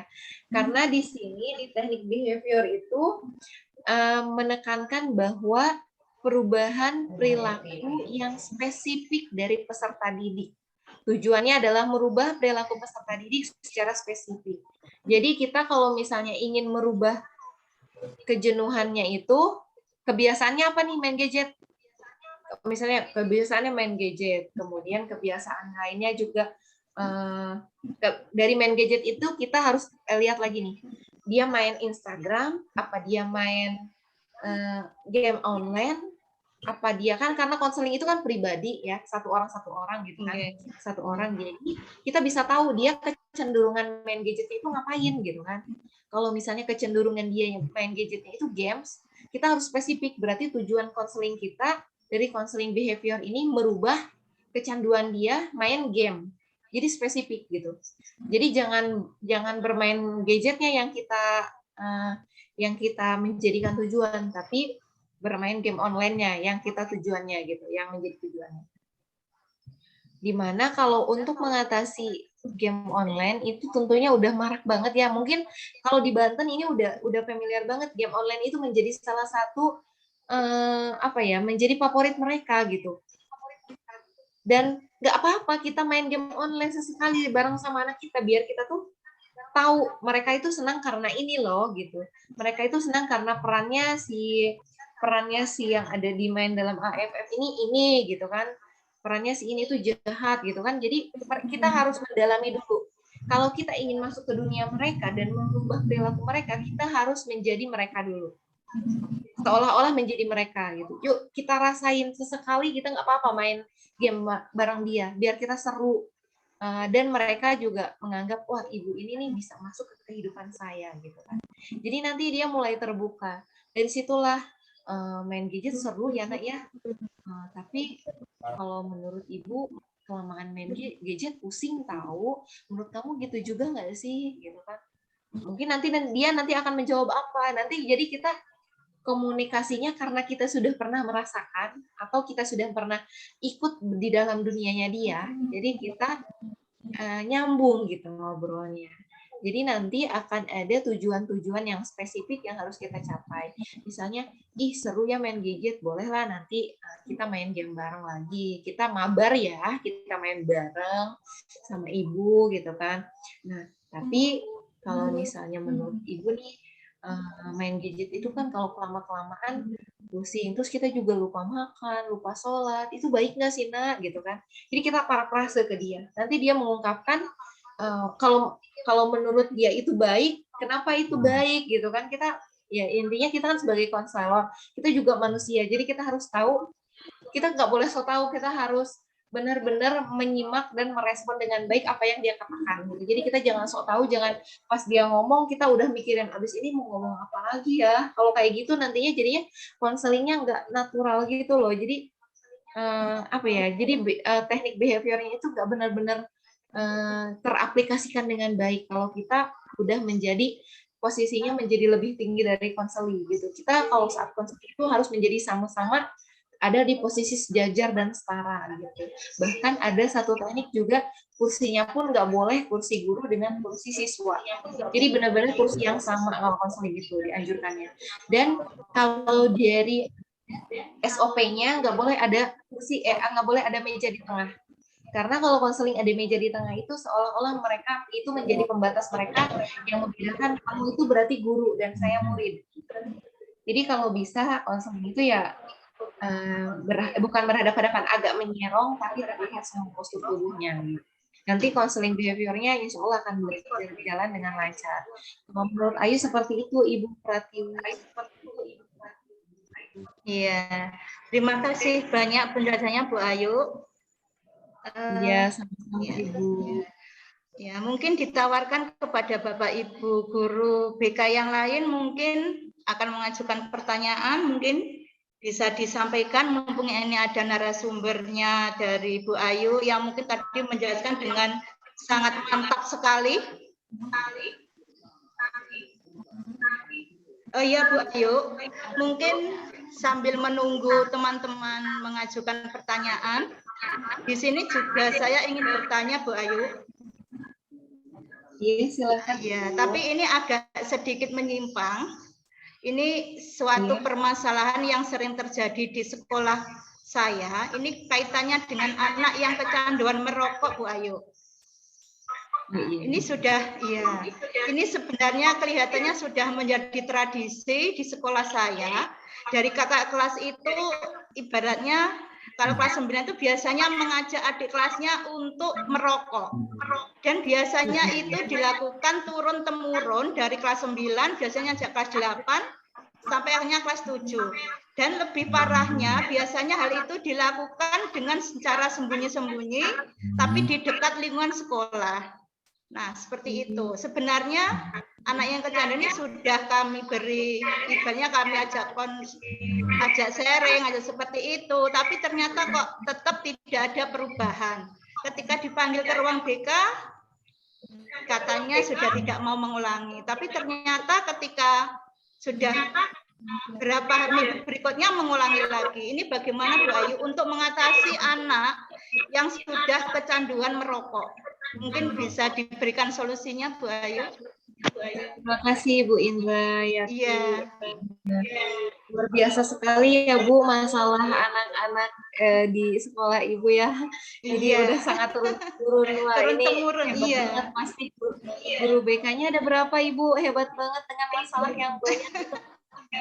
Guru BK-nya cuma saya, Bu Ayu, kebetulan. Makanya di sini untuk mengatasi seperti itu ternyata juga tidak mudah. Ternyata seperti itu. Iya, benar Ibu ya. Kita ya memang kita mengubah perilaku seseorang itu tidak semudah membalikan telapak tangan. Kalau menurut Ayu dari kronologi yang Ibu katakan tadi, itu kan berarti bukan satu orang ya Bu ya. Itu banyak banget gitu. Jadi kalau biasanya Bu, iya. Mungkin itu Ibu juga yang akan kewalahan gitu. Betul Bu Ayu. Sangat kewalahan karena mungkin ini adalah yang bersifat yang namanya lintas kelas ya. Saat kelas 10, kelas 7 iya, kelas 8 iya, kelas 9 iya gitu kan. Iya, ini udah lintas kelas Bu. Kalau lintas kelas itu kita kasih layanan dasar, yaitu layanan bukan klasikal, jadi layanan lintas kelas, layanan kelas besar.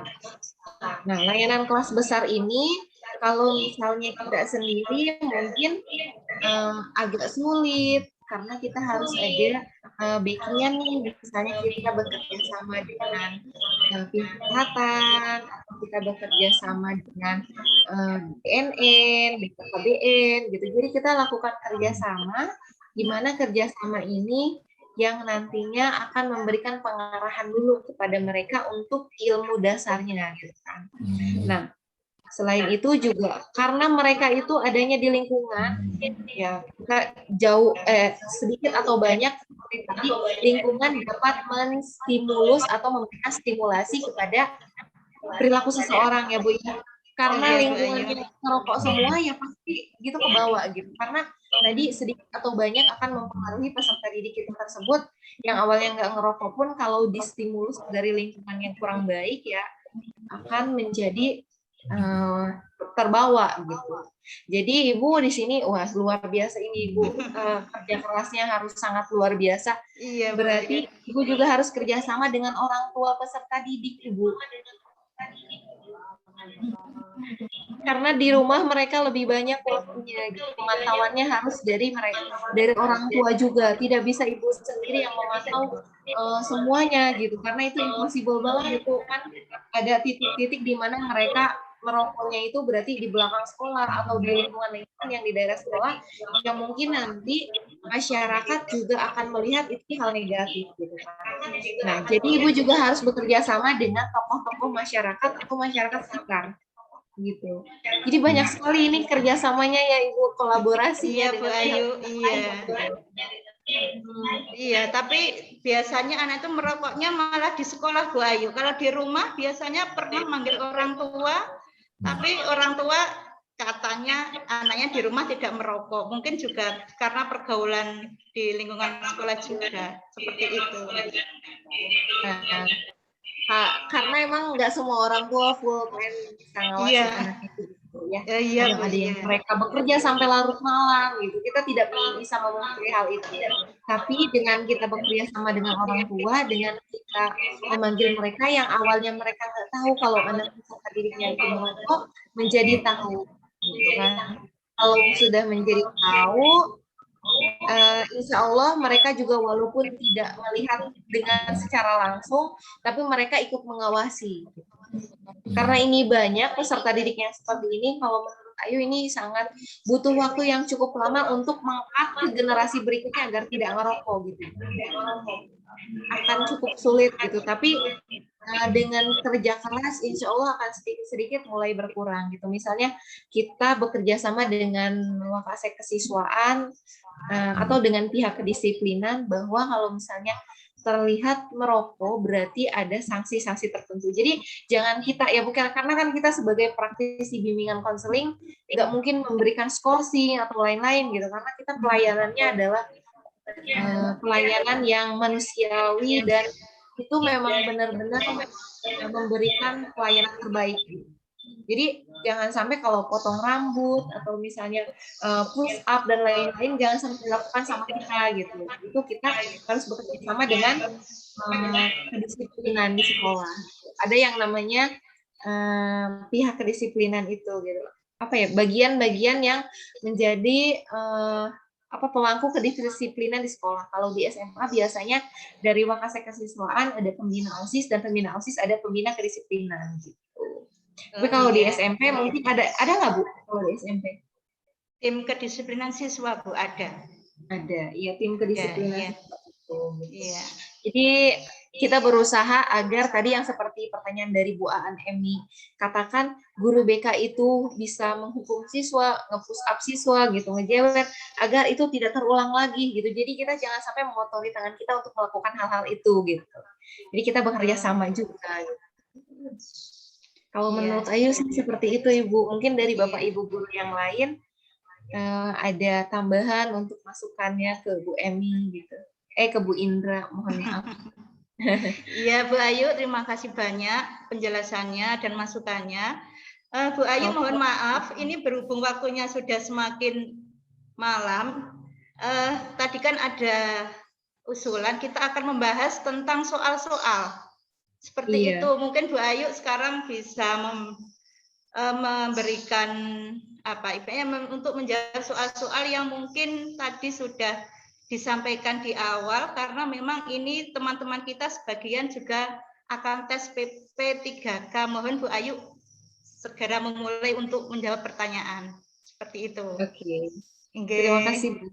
Iya. Kalau untuk 2 pertanyaan yang di room chat ini berarti nanti dijawab jauhnya nanti ya Bu ya. Oh iya, mohon maaf Bapak Ibu untuk chat yang masuk. Nanti mungkin lain waktu aja nanti Bu disampaikan. Oke. Kita ke soal aja dulu ya Bu ya. Iya Bu Ayu. Share screen-nya masih terlihat ya Bapak Ibu? Masih. Nah, kita bahas ke soal nomor 1. Suatu SMA memiliki ruang konseling yang memadai. Di sisi lain, banyak masalah siswa yang mendesak untuk direspon.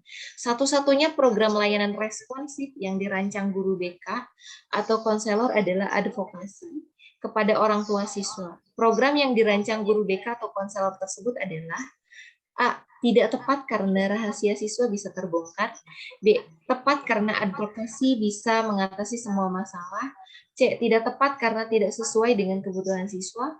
D. Tepat karena melalui advokasi kerahasiaan bisa tetap terjamin. Tepat karena layanan advokasi dapat melindungi semua hak peserta didik. Bapak Ibu silakan jawabannya di room chat.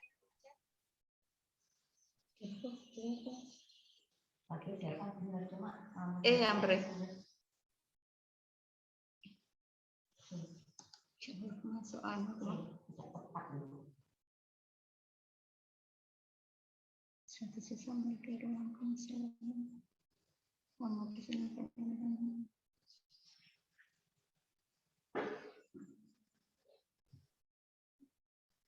Monggo Bapak Ibu, ditunggu jawabannya. Masih kosong nih room chatnya Bu. Apa pada bobo? Oh, udah ada. Sudah ada Bu, iya. A, Jawabannya katanya. A. Iya. Ada lagi? Semuanya boleh menjawab di room chat. Jadi kita lihat nanti jawaban terbanyak itu apa. Gitu. B. Ada lagi?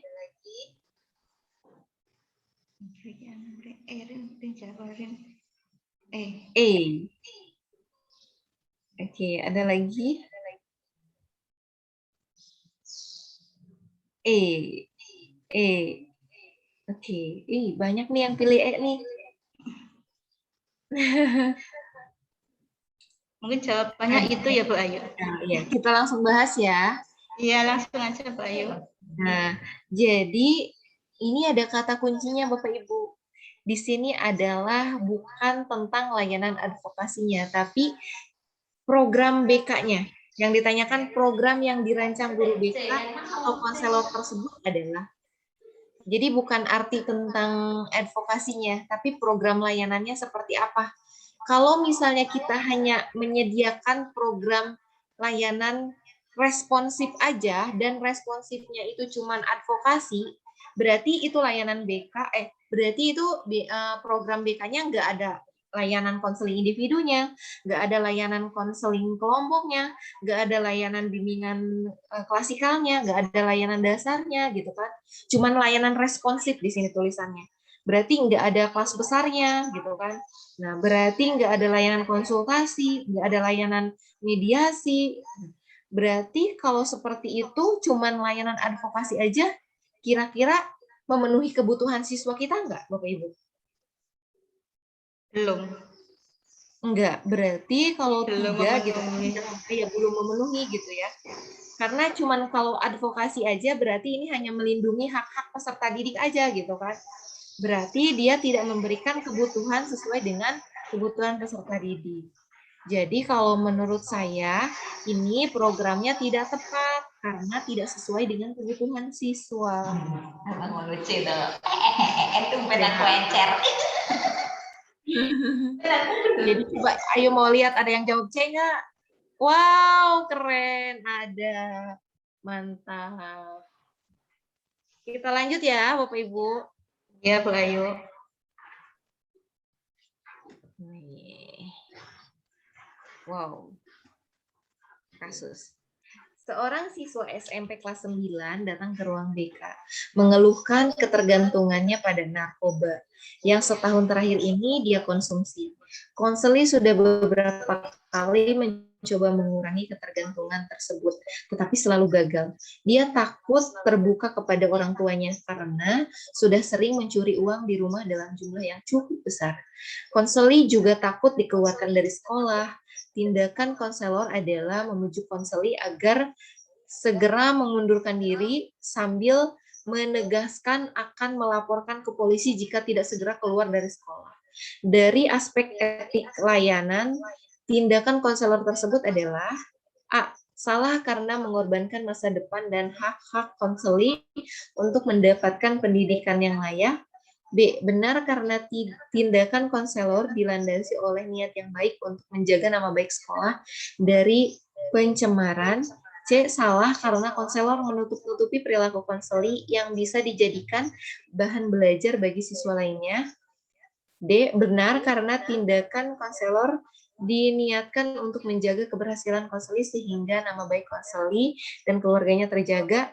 E. Benar karena kalau peserta didik tersebut tidak dikeluarkan dari sekolah, maka teman-teman yang lain akan ikut terkontaminasi oleh perilakunya.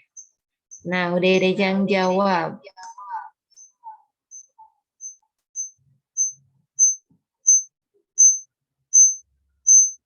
Banyak yang jawab A katanya ya. Ya, kita langsung jawab ya, Bu ya. Karena banyak yang menjawab ini A, saya juga berpendapat adalah jawabannya di A. Tapi saya berasumsinya seperti ini. Kalau A ini adalah melindungi hak-hak konseli. Berarti ini layanan apa Bapak Ibu yang diberikan kepada peserta didik kita?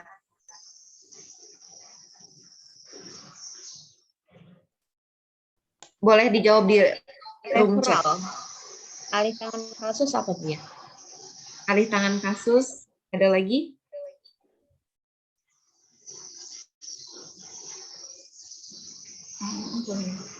Ya, benar sekali, bisa dengan alih tangan kasus yang berada di naungan layanan advokasi. Jadi layanan advokasi ini melindungi hak-hak konseli kita.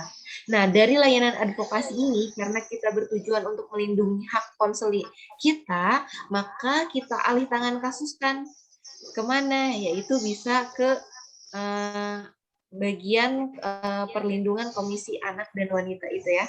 Jadi dia melakukan kerjasama dengan pihak perlindungan anak dan wanita ini, perlindungan hak anak dan wanita, bahwa ada yang sudah kecanduan seperti ini, dan tapi dengan satu syarat, harus dengan persetujuan dari konselinya. Gitu. Karena di sini kita harus melindungi hak-hak peserta didik, apalagi di sini soalnya adalah kita akan melaporkan ke polisi katanya jika tidak segera keluar dari sekolah ini. Berarti kan ada bentuk pemaksaan akan mengusir siswa tersebut gitu. Dan itu artinya dia melanggar hak peserta didik untuk mendapat pendidikan yang layak gitu. Untuk mendapat pendidikan di sekolah tersebut. Kita lanjut hal berikutnya ya Bapak Ibu. Iya Bu Ayu. Jawabannya tadi apa Bu Ayu? A. Oh, jawabannya A. Oh ya. Iya. Sesuai dengan yang Bapak Ibu. Sesuai. Iya. Enggak. Kita lanjut ke nomor 2 kali. Di suatu sekolah dengan dana terbatas dan mayoritas siswa berlatar belakang sosial ekonomi rendah, namun pendampingan pengembangan belajar mendapatkan perhatian besar dari kepala sekolah. Kepala sekolah teknik tes dan non-tes yang mendukung program pengembangan belajar. A. Tes prestasi belajar dan kunjungan rumah. B. Tes prestasi belajar dan inventori masalah belajar. C. Kunjungan rumah dan inventori masalah belajar. D. Kunjungan rumah dan inventori gaya belajar. E. Wawancara dan kunjungan rumah. Jawabannya Bapak Ibu boleh di room chat. Diam.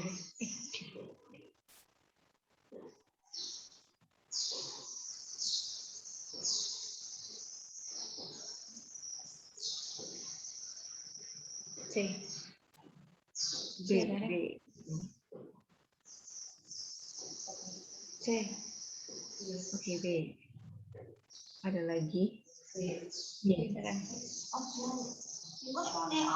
Wow, keren. Iya. Jawabannya sesuai dengan yang Bapak Ibu jawab. Memang prestasi kan kunjungan rumah itu termasuknya bukan instrumen ya Bapak Ibu, tapi layanan dukungan sistem kunjungan rumah ini. Jadi yang ada kunjungan rumahnya udah pasti kurang tepat gitu. Berarti jawabannya benar yang Bapak Ibu katakan di B ya. Utami SPD SMN 1 Sari B. Oke, kita lanjut ya Bapak Ibu. Udah keren-keren nih Bapak Ibunya, luar biasa. Wow. Kok ini lagi ya?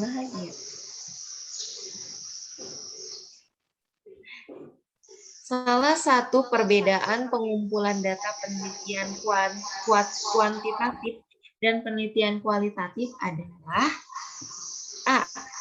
Pemaknaan data penelitian kuantitatif relatif lebih objektif. Sedangkan objektivitas data kualitatif diwarnai oleh kecermatan kualitas dan pengalaman penelitinya. Oke, data penelitian kualitatif dianalisis setelah proses pengumpulan data selesai, sedangkan data penelitian kuantitatif dianalisis sejak dan bersamaan dengan pengumpulan data.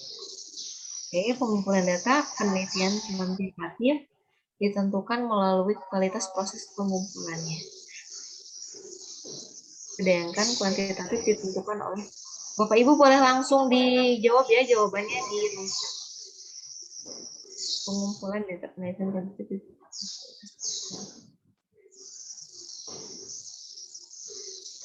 Data penelitian kuantitatif itu kuantitatif disajikan deskripsi. Membutuhkan kecenderungan dan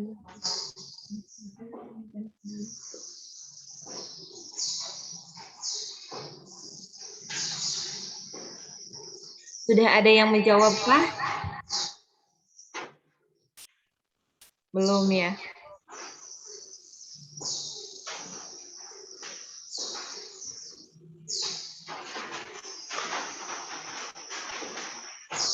Tadi sudah ada Bu Ayu yang jawab B mungkin tadi. A katanya. Oke.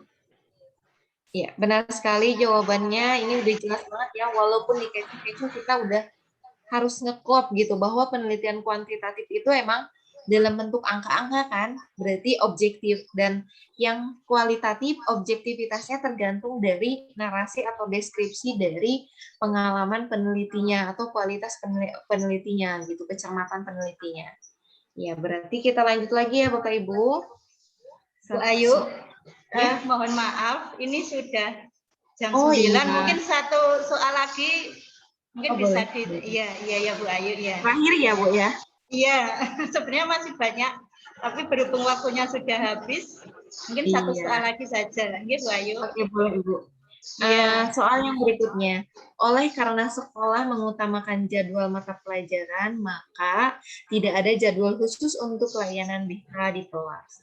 Kemudian, guru BK menyusun program bimbingan dan konseling untuk siswa-siswa yang memiliki masalah yang serius.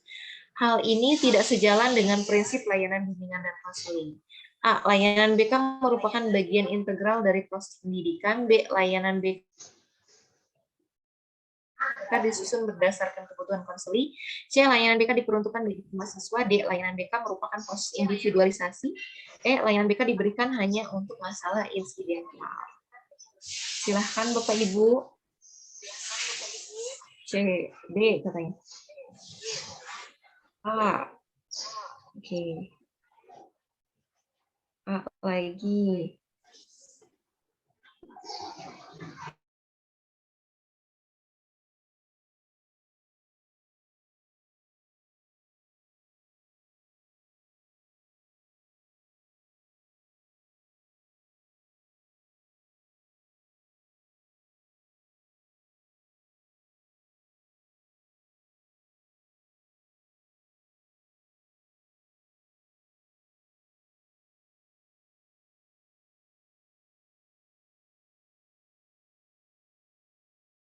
Kita akhiri sampai di sini dan mungkin lain waktu bila ada kesempatan ya bisa kita lanjutkan kembali seperti itu. Iya Ibu. Ya. Terima kasih ya Ibu atas segala perhatiannya, Ibu, Bapak, dan kerjasamanya dan kebersamaannya. Tentu saja ini menjadi silaturahmi kita ya Ibu, Bapak. Tapi untuk nomor handphone nanti akan saya berikan di room chat ini ya Bu ya. Oh iya Bu Ayu, iya. 87 8 93 19. Iya. Terima kasih banyak Bu Ayu atas kesediaannya untuk memberikan ilmunya kepada kami pada malam hari ini. Semoga ilmu yang Bu Ayu berikan kepada kami bisa bermanfaat buat kami selaku guru BK. Seperti itu. Amin. Sama-sama Ibu. Semoga ilmu yang maksudnya pemaparan yang Ayu berikan bisa bermanfaat untuk kita semua ya Bapak Ibu. Ya, sama-sama, Bu Ayu. Silaturahminya jangan terputus ya Bapak Ibu. Iya Bu Ayu, Semoga kita- insya Allah terus nanti bisa ada waktu lagi. Ya, Bu Ayu mohon maaf berhubung waktunya sudah habis. Untuk kegiatan workshop peningkatan kompetensi profesional guru bimbingan dan konseling pada malam hari ini, mari kita tutup dengan bacaan hamdalah bersama-sama. Mari saya hantarkan. Alhamdulillahirobbilalamin. Saya selaku moderator pada hari ini, mohon maaf bila yang saya sampaikan mungkin kurang berkenan di hati. Mohon Bapak dan Ibu semua memberikan maaf yang sebesar-besarnya. Selamat. Ya. Untuk Bu Ayu, terima kasih banyak atas ilmunya. Lain waktu kita bisa bersilaturahmi kembali. Ya. Akhirnya, Assalamualaikum warahmatullahi wabarakatuh. Waalaikumsalam Waalaikumsalam warahmatullahi wabarakatuh. warahmatullahi wabarakatuh.